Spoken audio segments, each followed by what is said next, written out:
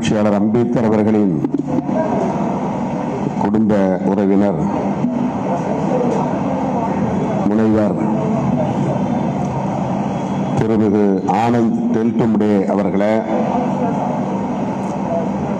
நம் அனைவரையும் வரவேற்று உரையாற்றி அமர்ந்திருக்கிற கட்சியின் துணை பொதுச் செயலாளர் தோழர் கௌதம சன்னா அவர்களே,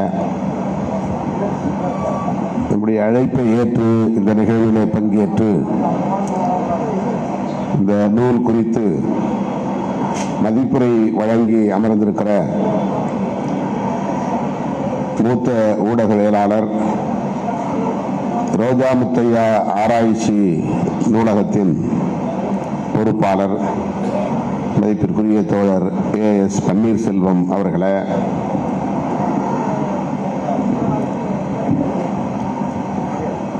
இன்றைக்கும் விடுதலை சிறுத்தைகளை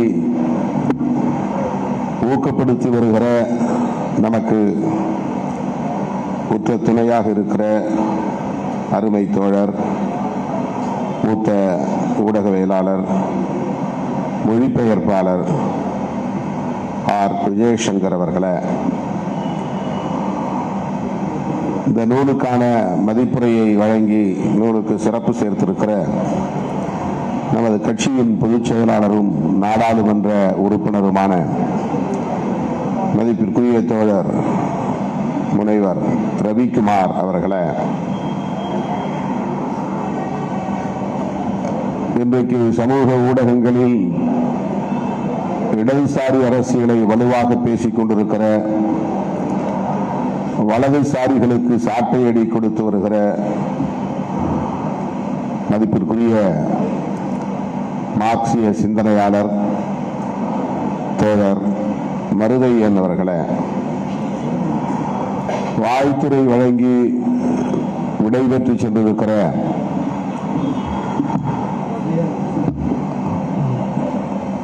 தமிழக அரசின் திட்டக்குழுவை சார்ந்த பொருளியல் சிந்தனையாளர் மதிப்பிற்குரிய ஜெயரஞ்சன் அவர்களே, தோழர் நக்கீரன் காமராஜ் அவர்களே,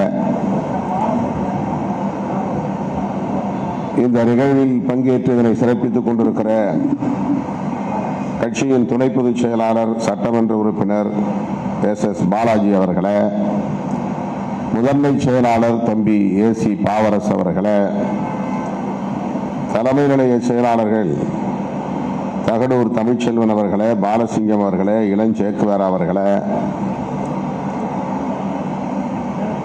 மாவட்ட செயலாளர்கள் சென்னை ஒருங்கிணைந்த மாவட்டத்தை சார்ந்த கரிகால் வளவன், சைதை ஜேக்கப், தா இளையா, வழக்குரைஞர் சாரநாத், வேலுமணி, சேத்துப்பட்டு இளங்கோ, வழக்குரைஞர் அப்புன், சி சவுந்தர், உஷாராணி, இளங்கோவன், தேவ ஞான முதல்வன் ஆகிய தோழர்களே, கட்சியின் முன்னணி பொறுப்பாளர்கள், மூத்த தோழர்கள், செய்தி தொடர்பாளர் தம்பி கு.க. பாவலன் அவர்களே, துணை பொதுச் செயலாளர்கள் வழக்குரைஞர் எழில் கரோலின் அவர்களே, வழக்குரைஞர் ரஜினிகாந்த் அவர்களே, விடுதலை செழியன் அவர்களே, வருகை தந்து வந்துட்டாரா இல்லையா?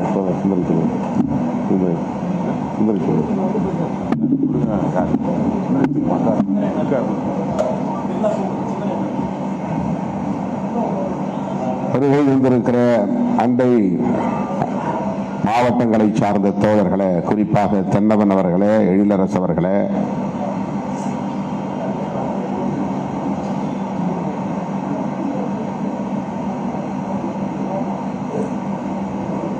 மற்றும் இந்த அழைப்பை ஏற்று வருகை தந்திருக்கிற கட்சியின் முன்னோடிகளே, திரளாக கூடியிருக்கிற என் உயிரின் உயிரான விடுதலை சிறுத்தைகளே, உங்கள் அனைவருக்கும் என்னுடைய பணிவார்ந்த வணக்கத்தை தெரிவித்துக் கொள்கிறேன். இது குறுகிய கால இடைவெளியில் ஒருங்கிணைக்கப்பட்ட நிகழ்வு. நேற்று நடைபெற்ற நூல் வெளியீட்டு விழாவில் பங்கேற்பதற்காக வருகை தந்த திரு ஆனந்த் டெல்டும்டே அவர்களை நம்முடைய அலுவலகத்திற்கு அழைக்க வேண்டும் என்கிற ஆசையின் அடிப்படையில் அவரிடம் அனுமதி பெற்று இந்த நூலை இங்கே நாம் அறிமுகம் செய்திருக்கிறோம். இந்த நூலை படிப்பதற்கு கூட கால அவகாசம் இல்லாத ஒரு சூழல். நேற்று இரவுதான் தோழர் விஜய் சங்கர் அவர்களுக்கே நாம் இந்த புத்தகத்தை கொண்டு போய் சேர்க்க முடிந்தது. அதற்கு ஒரு நாள் முன்னதாக எஸ் பன்னீர்செல்வம் அவர்கள் அவரே முயற்சி செய்து நூலை பெற்று படித்திருக்கிறார். தோழர் ரவிக்குமார் அவர்களை பொறுத்தவரையில் ஏற்கனவே இந்த நூல் வெளிவந்த உடனேயே வாங்கி அதை படித்து விட்டார். ஆகவே இந்த மூவரும் இந்த நிகழ்விலே இந்த நூல் குறித்து பேச வேண்டும் என்று நாம் ஏற்பாடு செய்து திடுமென ஒருங்கிணைக்கப்பெற்ற ஒரு நிகழ்வு. பொதுவாக இந்த மாதிரியான நிகழ்வை நாம் மாலை நேரத்தில் தான் வைப்பதுண்டு. மாலையில் அவர் மும்பைக்கு செல்ல வேண்டிய சூழல் இருக்கும். 2 நாள் அனுமதி பெற்று வந்திருக்கிறார்.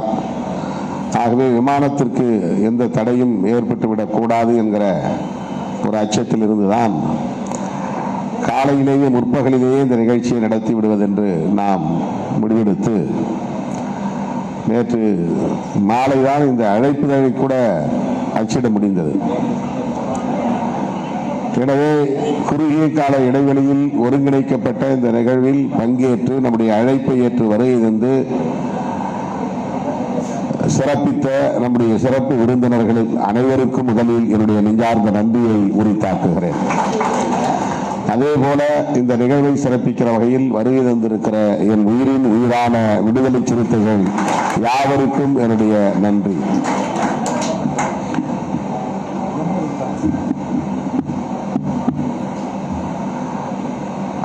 ஐக்கனோக்ளாஸ்ட் என்கிற இந்த சொல்லுக்கு என்ன பொருள் என்பதை இங்கே எடுத்து சொன்னார்கள். ஐக்கன் என்றால் அது ஒரு அடையாளம், ஒரு பிம்பம். ஐக்கனோக்ளாஸ்ட் என்றால் பிம்பத்தை உடைப்பவர் என்று பொருள். Breaker of image. புரட்சியாளர் அம்பேத்கர் அவர்கள் ஏற்கனவே இந்த சமூகத்தில் கட்டமைக்கப்பட்டுள்ள கலாச்சார தளத்தில் நிறுவப்பட்டுள்ள பிம்பங்களை உடைத்தவர், நொறுக்கியவர், சிதைத்தவர் என்று நாம் புரிந்து கொள்ள வேண்டும். அப்படி உடைத்தால்தான், சிதைத்தால்தான் புதிய கட்டுமானத்தை உருவாக்க முடியும். ஒரு பழைய வீடு, பாழடைந்த வீடு இருக்குன்னா அதை இடிச்சுட்டு தான் புதுசா வீடு கட்ட முடியும். அதை நம்ம ரெனோவேஷன்ங்கிற பேர்ல ரிப்பேர் பண்ணிட்டு போய் உட்கார்ந்தா என்னைக்காவது நம்ம தலையில விழுந்துரும். ஆக எப்படி ஒரு பழைய பாழும் கட்டிடத்தை இடித்து விட்டு புதிதாக ஒரு இல்லத்தை நமக்கு தேவைக்கு ஏற்றார் போல நம் விருப்பம் போல கட்டி எழுப்புகிறோமோ, அதை போல புரட்சியாளர் அம்பேத்கர் அவர்கள் ஆயிரக்கணக்கான ஆண்டுகளாக இந்த சமூகத்திலே நிறுவப்பட்டிருக்கிற பழைய பிற்போக்குவாத மூட நம்பிக்கைகள் மலிந்த, பாகுபாடுகள் நிறைந்த, கேடுகள் நிறைந்த கட்டமைப்பை, சோசியல் ஸ்ட்ரக்சர், சமூக கட்டமைப்பை நொறுக்கியவர் என்று பொருள். அதற்கு அவர் ஆயுதங்களை ஏந்த வேண்டும் என்று ஆயுத பயிற்சி எடுக்க போகவில்லை, தலைமறைவாகவில்லை, படை கட்டவில்லை. ஆனால் அதை நொறுக்க முடியும் என்கிற மேஜிக் அவரிடத்தில் இருந்தது, அந்த ஆற்றல் இருந்தது.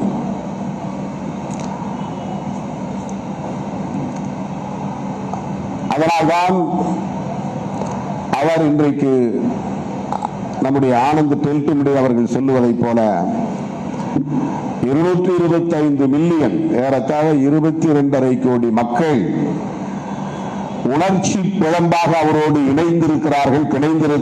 அவரை ஏற்றுக்கொண்டு பின்பற்றுகிறார்கள். உலகத்தில் யாருக்கும் இது போன்ற ஒரு மக்கள், வெகு மக்கள் இல்லை. ஒரு எமோஷனல் பாண்டிங் டுவர்ட்ஸ் அம்பேத்கர். புரட்சியாளர் அம்பேத்கரை இந்த அளவுக்கு இந்த மக்கள் உணர்வு பூர்வமாக ஏற்றுக்கொண்டு அவரை பின்பற்றுகிறார்கள் என்றால் அவருடைய பங்களிப்பு எத்தகையதாக இருக்கும் என்பதை நாம் புரிந்து கொள்ள வேண்டும். நான் அண்மையில அகமதாபாத்துக்கு சென்றிருந்த போது அங்குள்ள தோழரிடத்திலே சொன்னேன், அம்பேத்கர் அவர்கள் எவ்வளவோ எழுதியிருக்கிறார், எவ்வளவோ பேசியிருக்கிறார், எத்தனையோ களங்களை அமைத்து போராடி இருக்கிறார். எல்லாவற்றையும் ஒதுக்கி வைத்துவிட்டு நாம் 2 பங்களிப்பை மட்டுமே நினைவில் கொண்டால் போதும். ஒன்று, அவருடைய படைப்பில் பிரதானமானது கான்ஸ்டிடியூஷன் ஆஃப் இந்தியா, இந்திய அரசமைப்பு சட்டம். இன்னொன்று புத்தா மீஸ் தம்மா. இந்த 2 படைப்புகள் அவருடைய பங்களிப்புகளிலேயே உச்சமானவை. அவருடைய அறிவாற்றலுக்கு சாட்சியங்களாக நிற்பவை. அவர் இந்த பழைய சமூக கட்டமைப்பை அடித்து நொறுக்குவதற்கு ஏந்திய ஆயுதங்கள். கான்ஸ்டிடியூஷன் ஆஃப் இந்தியா என்பது பொலிட்டிக்கலி, அரசியல் ரீதியாக ஒரு புதிய கட்டுமானத்துக்கு அடித்தளமாக இருக்கிறது. புத்தா மீஸ் தம்மா என்பது சோசியலி அண்ட் கல்ச்சுரலி, சமூக ரீதியாகவும் கலாச்சார ரீதியாகவும் புதிய கட்டுமானங்களுக்கான ஆதாரம், மூலாதாரம். ஆகவே புரட்சியாளர் அம்பேத்கர் அவர்களை நாம் எவ்வாறு புரிந்து கொள்வது, அவரை எவ்வாறு பின்பற்றுவது, இதை நான் பேசுவதால் என்னை அம்பேத்கருக்கு எதிரானவர்கள் என்று பலரும் சித்தரிக்கிறார்கள். அதை பற்றி நான் கவலைப்படவில்லை என்று ஆனந்த் டெல்டும்டே அவர்கள் இங்கே பேசினார். அம்பேத்கருக்கு எதிராக அவர் பேசவில்லை. அம்பேத்கரை ஒரு வணிக பொருளாக பயன்படுத்தக்கூடாது, வழிபாட்டு பொருளாக பயன்படுத்தக்கூடாது. ஒரு கமாடிட்டி என்று ஆங்கிலத்தில் சொல்வார்கள், வணிக பொருள். ஒரு பொருளை விற்கிறது எப்படி, அதுக்கு எப்படி விளம்பரம் கொடுக்கிறது, அதுக்கு என்ன மாதிரியான ப்ரொஜெக்ஷன், அப்படி கொடுத்தா ஜனங்களை ஈர்த்து அதை உடனே வாங்கிடுவாங்க. அதை வைத்து வியாபாரம் செய்வது. இன்னொன்று, அவருடைய கருத்துக்களை பற்றி கவலைப்படாமல் அவர் எங்கள் தலைவர், எங்கள் சமூகத்தை சார்ந்தவர், எங்களை மீட்பர் என்று மட்டுமே அவரை கண்மூடித்தனமாக பின்பற்றுவது. வர்ஷிப்பிங் அண்ட் கமாடிஃபையிங், இந்த 2ம் கூடாது என்பதுதான் ஆனந்த் டெல்டும்டே அவர்கள் இங்கே பேசிய கருத்து. அது கூடாது. இதை பேசுகிற போது இவர் அம்பேத்கருக்கு எதிராக பேசுகிறார் என்று பலர் விமர்சனங்களை வைக்கிறார்கள். ஆனால் நான் அதை பற்றி கவலைப்படவில்லை. என்னை முழுமையாக ஆக்கிரமித்திருப்பது அம்பேத்கரின் சிந்தனைகள் தான் என்பதை இங்கே ஆனந்த் டெல்டும்டே அவர்கள் பதிவு செய்தார். புரட்சியாளர் அம்பேத்கருடைய அன்பு மகன் யஷ்வந்த் ராவ், அவருடைய மகன் பிரகாஷ் அம்பேத்கர், அவருடைய உடன் பிறந்த தங்கை தான் ரமாபாய், ரமா. அவருடைய கணவர் ஆனந்த் டெல்டும்டே, பேத்தியின் கணவர். அவர் இன்றைக்கு அவருடைய வாழ்க்கை வரலாற்றை குடும்ப உறுப்பினராக இருந்து கொண்டு, அவர் குடும்ப வரலாற்றை முழுமையாக புரிந்து கொண்டு, அந்த குடும்பத்தில் உள்ளவர்கள் கொடுத்த தரவுகளின் அடிப்படையில் ஆதாரபூர்வமாக இந்த நூலை எழுதியிருக்கிறார். அம்பேத்கர் அவர்கள் உயிரோடு இருந்த காலத்திலேயே 2 பேர் அம்பேத்கர் வாழ்க்கை வரலாற்றை எழுதி முடித்து விட்டார்கள். ஒன்று தனஞ்சய் கீர் ஆங்கிலத்தில், இன்னொன்று இந்த மராத்தி எழுத்தாளர் அவர் பேரு கயர் மோடே மராத்தி எழுத்தாளர். அந்த மராத்தி மொழியிலேயே எழுதியிருக்கிறார். பல வால்யூம்ஸ், பல தொகுப்புகள். அம்பேத்கரை படித்து பார்த்திருக்க நூல் தான். ஆனாலும் கூட அவர்கள் இருவரும் எப்படிப்பட்டவர்கள் என்பதை எழுதுகிறார். தனஞ்சய் கீர் ஒரு சாவர்கர் சிந்தனையாளர். சாவர்கர் யாருன்னு உங்களுக்கு தெரியும், சாவர்கர் ரைட். அவர் எப்படி அம்பேத்கரை பார்ப்பார், எந்த கோணத்தில் அவரை அணுகுவார், அந்த தரவுகள் எப்படிப்பட்டதாக இருக்கும், அவருடைய ப்ரொஜெக்ஷன் எப்படி இருக்கும் என்பதை நாம் யூகித்துக் கொள்ளலாம். மராத்தி மொழியில் எழுதிய அவரும் கூட ஒரு ரேடிக்கல் திங்கர் என்று சொல்ல முடியாது, ஒரு முற்போக்கான சிந்தனையாளர் என்று சொல்ல முடியாது. ஆனால் இன்றைக்கு இந்த வரலாற்று நூல்கள் ஏராளம் இருக்கிற சூழலில் அந்த குடும்பத்தை சார்ந்த ஒருவராக இருந்து ஆதாரபூர்வமான தரவுகளோடு அவர் எழுதியிருக்கிற இந்த நூல் இன்றைக்கு ஒரு காலத்தின் தேவையாக இருக்கிறது. அவரிடத்தில் நாங்கள் ஒரு வேண்டுகோள் வைத்திருக்கிறோம். இதை தமிழ்படுத்தி வெளியிடக்கூடிய உரிமையை எங்களுக்கு தாருங்கள் என்று கேட்டிருக்கிறோம். அவர் அதற்கு இசையளித்திருக்கிறார். ஏற்கனவே ஒருவர் தமிழாக்கம் செய்து கொண்டிருக்கிறார் என்று சொன்னார். அவர் தமிழாக்கம் செய்யட்டும், அதை கரிசல் பதிப்பகம் வெளியிடட்டும் என்று நான் சொல்லியிருக்கிறேன்.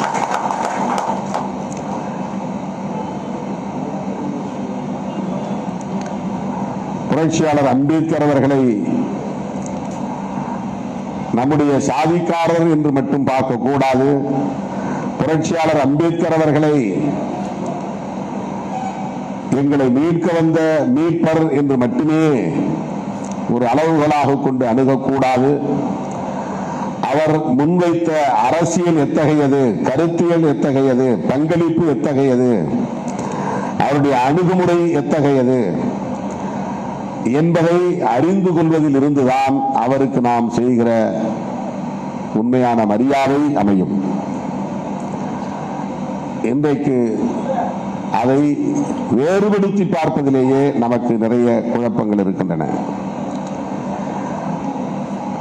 எல்லோரும் அம்பேத்கருக்கு பிறந்த நாள் கொண்டாடுகிறார்கள். அம்பேத்கர் ஜெயந்தி சங் பரிவார்களும் கொண்டாடுகிறார்கள். அம்பேத்கர் அவர்களை இந்துத்துவ தலைவர் என்று அடையாளப்படுத்துகிறார்கள். புத்தகங்களை போடுகிறார்கள், எழுதுகிறார்கள். மிகுந்த வலியோடு சொன்னார், தமிழ்நாட்டை தவிர எல்லா மாநிலங்களிலும் தலித்துகள் இன்றைக்கு பிஜேபியை ஆதரிக்கக்கூடிய நிலை உருவாகிவிட்டது. தமிழ்நாட்டில் பிஜேபி காலூன்ற விடாமல் தடுப்பதில் விடுதலை சிறுத்தைகளின் பங்களிப்பு மகத்தானது.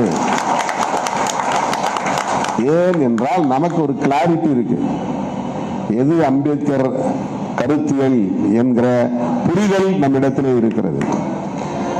அதைவிட ஒரு தற்காலிகமான வளர்ச்சிக்காக, தற்காலிகமான புகழுக்காக, தற்காலிகமான அதிகாரத்திற்காக நாம் அம்பேத்கரின் பாதையை விட்டு வழிவிட முடியாது, நழுவிவிட முடியாது. 4 எம்எல்ஏ போதாது, அது 10 மாறணும் அப்படின்னு சொல்றதுல என்ன பெரிய வளர்ச்சி இருக்கிறது? 4 10 ஆகிவிட்டால் மாற்றம் நிகழ்ந்து விடுமா? 2 எம்பிக்கள் போதாது, அது 5 எம்பிக்களாக வேண்டாமா? 2 2ஆக இருந்தாலும் அது 5ஆக மாறினாலும் ஒரே இம்பாக்ட் தான். ஒன்றும் பெருசாக நீங்க சாதிச்சிட முடியாது. தனிநபர்கள் அதிகாரம் பெறுவது என்பதல்ல, பதவி பெறுவது என்பதல்ல, சமூக மாற்றத்தை ஏற்படுத்துவதற்கான தாக்கத்தை நாம் உருவாக்க வேண்டும். அதுதான் முக்கியமானது. புரட்சியாளர் அம்பேத்கருடைய கனவு அதுதான். அவர் மட்டும் கான்ஸ்டிடியூஷனை எழுதாமல் இருந்திருந்தால் இந்த மண்ணில் செக்யூலரிசம் என்பதை பற்றி பேசுவதற்கான வாய்ப்பே இல்லாமல் போயிருக்கும். எழுதுகிற போதே இந்த தேசத்திற்கான அரச மதத்தை அவர்கள் முடிவு செய்திருப்பார்கள். எழுதுகிற போதே இந்த தேசம் ஒரு மதம் சார்ந்த தேசம் என்பதை உறுதிப்படுத்தி இருப்பார்கள். காலம் தந்த கொடையாக புரட்சியாளர் அம்பேத்கர் அந்த சூழலில் பிறந்திருக்கிறார். அவர் கொஞ்சம் முன்னால பிறந்திருந்து காலமாகி இருந்தால், அல்லது நம்மை போல பின்னால் பிறந்திருந்து அந்த வாய்ப்பை பெறாமல் இருந்திருந்தால், இந்த நாடு ஏற்கனவே சங் பரிவார்கள் விரும்பியதை போல கட்டமைக்கப்பட்டிருக்கும், உருவாக்கம் செய்யப்பட்டிருக்கும். இந்த நாட்டுக்கான அரசமைப்பு சட்டத்தை ஒரு சங்கி எழுதியிருக்கக்கூடிய வாய்ப்பு உருவாகி இருக்கும், ஒரு சாவர்கரைட் எழுதியிருக்கக்கூடிய வாய்ப்பு உருவாகி இருக்கும். ஆனால் புரட்சியாளர் அம்பேத்கர் அவர்கள் அந்த அளப்பரிய வாய்ப்பை பெற்றதன் வாயிலாக நமக்கு கிடைத்திருக்கிற மிகப்பெரிய ஆயுதம் கான்ஸ்டிடியூஷன் ஆஃப் இந்தியா.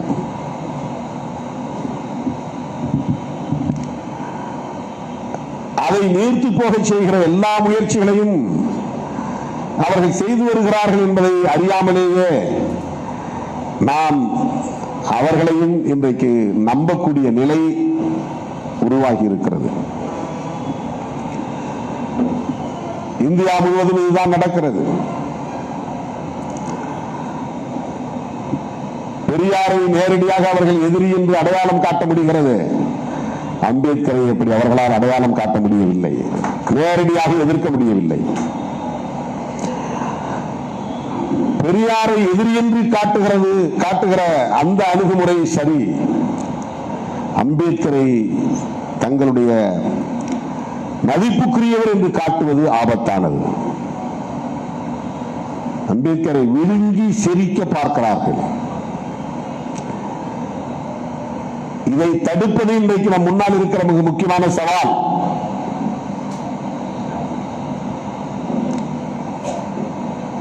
அம்பேத்கரை பற்றி இன்றைக்கு அதிகம் பேசுகிறவர்கள் வலதுசாரிகள். சொன்னார் பாருங்க, திரு ஆனந்த் டெல்டும்படி அவர்கள் சொன்னார், ஏன் பிஜேபிக்கு இந்த மக்கள் வாக்களிக்கிறார்கள், இந்த மக்களுடைய எமோஷனல் பாண்ட் என்னங்கிறத புரிஞ்சு வச்சிருக்கிறார். அவர் அந்த பல்ஸை பிடிச்சு வச்சிருக்கிறார், அந்த வீக்னஸை புரிஞ்சு வச்சிருக்கிறார். அவர் சொல்றார், அம்பேத்கரினுடைய கடவுள்ங்கிறார். யாரு? Modi. Baba Sahib is my god. பிரதமர் மோடி சொல்லுகிறார். இந்த மக்கள் அதை நம்பி ஏமாந்து போகிறார்கள்.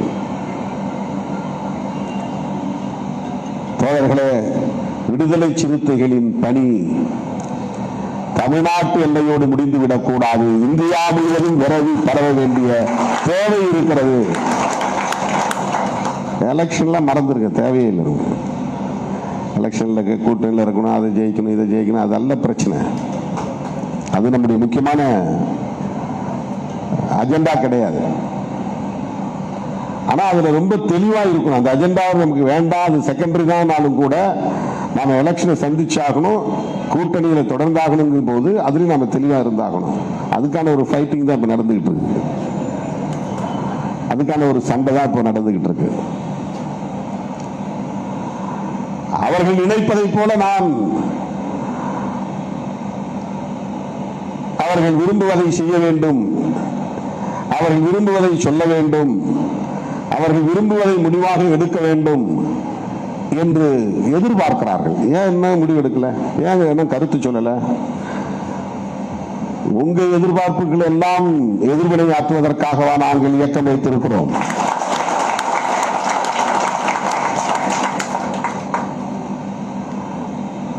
நாங்கள் எங்கள் நிலைப்பாட்டில் உறுதியாக இருக்கிறோம், தெளிவாக இருக்கிறோம்.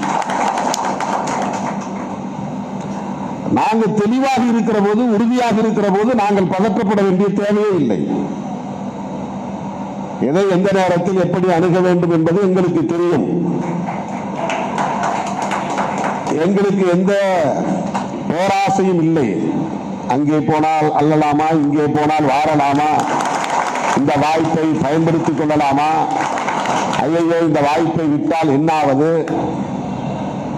ஒரு தம்பி சொல்றாரு, இதுக்கு நீங்க டாக்டர் ராமதாஸை ஃபாலோ பண்ணணும்னு. எவ்வளவு சரியான ஒரு ஐடியா கொடுக்கிறார் பாருங்க, ஆலோசனை. நாங்கள் 100 விழுக்காடு புரட்சியாளர் அம்பேத்கரை பின்பற்றக்கூடியவர்கள். எங்களுக்கு அவர் கமாடிட்டி கிடையாது, எங்களுக்கு ஒரு ஐடியாலஜிக்கல் ஐக்கன், அவர் ஒரு கருத்தியல் அடையாளம். அரசியல் அதிகாரத்தை நோக்கி நகர வேண்டும் என்பது நம்முடைய நோக்கங்களில் ஒன்று. அந்த அதிகாரம் எதற்கு பயன்பட வேண்டும் என்பது முக்கியமானது, யாருக்கு பயன்பட வேண்டும் என்பது முக்கியமானது, அந்த அதிகாரத்தின் மூலம் என்ன தாக்கத்தை ஏற்படுத்த முடியும் என்பது முக்கியமானது.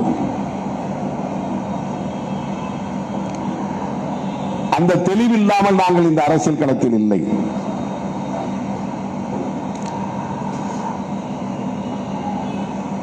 விடுதலை சிறுத்தைகள் கட்சி அந்த தெளிவோடுதான் எல்லாவற்றையும் அணுகுகிறது என்பதை இன்றைக்கு பதிவு செய்ய வேண்டிய ஒரு நிலையில் நாம் இருக்கிறோம். தடுமாறுகிறார் திருமா என்கிறார்கள், பின்வாங்குகிறார் திருமா என்கிறார்கள். இதை நீங்கள் ஏதோ நடக்கிறது என்பதை போல குழம்பிவிடக் கூடாது என்பதற்காக சொல்லுகிறேன்.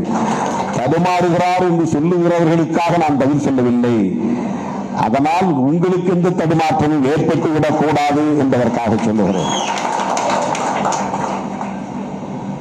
அந்த நம்பிக்கை எப்போதும் நீங்கள் கொண்டிருக்க வேண்டும். நம்மை சமூக ரீதியாக அவர்கள் குறைத்து மதிப்பிடலாம், நம்மை பொருளாதார ரீதியாக அவர்கள் குறைத்து மதிப்பிடலாம், இன்னும் சொல்ல போனால் நம்மை அரசியல் ரீதியாகவும் கூட குறைத்து மதிப்பிடலாம். ஆனால் நம்முடைய சுயமரியாதையை எவனும் குறைத்து மதிப்பிட முடியாது. நம்முடைய தன்மானத்தை யாரும் குறைத்து மதிப்பிட முடியாது. நம்முடைய கருத்தியல் நிலைப்பாட்டில் கொண்டிருக்கிற உறுதிப்பாட்டை யாரும் குறைத்து மதிப்பிட முடியாது. அதை மதிப்பீடு செய்யக்கூடிய அளவுக்கு தகுதி பெற்றவர்கள் தமிழகத்தில் இல்லை. நாங்கள் எவ்வாறு கருத்தியல் களத்தில் தெளிவோடு இருக்கிறோம், துணிவோடு இருக்கிறோம், உறுதியோடு இருக்கிறோம் என்பதை ஒவ்வொரு முறையும் உறுதிப்படுத்த வேண்டிய தேவையில்லை. புரட்சியாளர் அம்பேத்கர் அவர்களை ஆனந்த் டெல்டுமுடி அவர்கள் சொன்னதை போல அவருடைய செயல்பாடுகளின் மூலம் நாம் அவரை புரிந்து கொள்ள வேண்டும். அவர் எதிர்பார்த்த தாக்கத்தை சமூகத்தில் நாம் ஏற்படுத்த வேண்டும். சில பேர் என்ன சொல்றாங்கன்னா, அம்பேத்கர் பௌத்தம் பற்றி சொன்னாரு, பௌத்தத்தை பற்றி விசிக என்ன நிலைப்பாடு? அதுக்குள்ளேயும் பெரிய ட்ராப் இருக்கு, நிறைய வலைகள் இருக்கு. அதுல எச்சரிக்கையா இருக்க வேண்டும் என்பதற்காக சொல்லுகிறேன். இன்னைக்கு உலகம் முழுவதும் பேசப்படுகிற பௌத்தம் ஆதி பௌத்தம் அல்ல, அம்பேத்கர் பௌத்தமும் அல்ல.